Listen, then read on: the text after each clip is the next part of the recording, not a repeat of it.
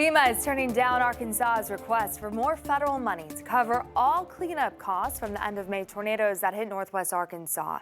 That means communities will be forced to cover about 25% of debris removal costs.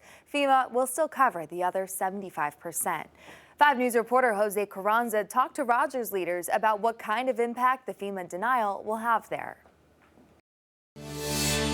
Debris piles like this one in Rogers make up 1.7 million cubic yards collected from the Memorial Day weekend tornadoes.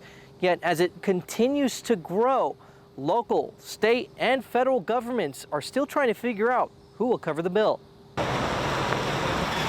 Nearly 3 months later, trucks and crews continue recovery efforts from the Memorial Day weekend tornadoes. And our cleanup here in the city for the disaster recovery was done in 30 days. The price tag on that for just debris cleanup alone was north of 1.6 million total.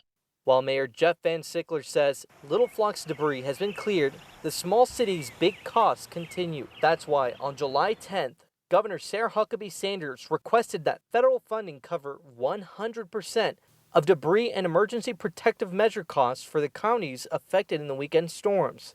But FEMA confirmed with 5 News that that request was denied. And we're on the hook for just a little over $425,000, I believe is the number, which also represents 25% of our gross annual revenue. So it's a huge hit to us. The Little Flock mayor says that's just in debris costs. We're still a city that lost its city hall, damages to a great deal of number of our vehicles, as well as our fire department roof and street department buildings. So we've still got quite a bit of other areas that are going to require finances. Rogers, Bentonville, and Benton County leaders all expressed their disappointment and say they plan on appealing the decision.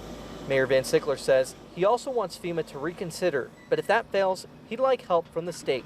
Some cover the 25% in full, other states cover half of that 25%, and so the city would then be on the hook for 12.5%, which anything we can do to help reduce the impact to the city is obviously what we're after here. FEMA says the denial may be appealed 30 days after the August 20th letter. In Rogers, covering news where you live, Jose Carranza, 5 News. Those who want personal financial help from FEMA to cover tornado-related costs need to file their claim by next Wednesday.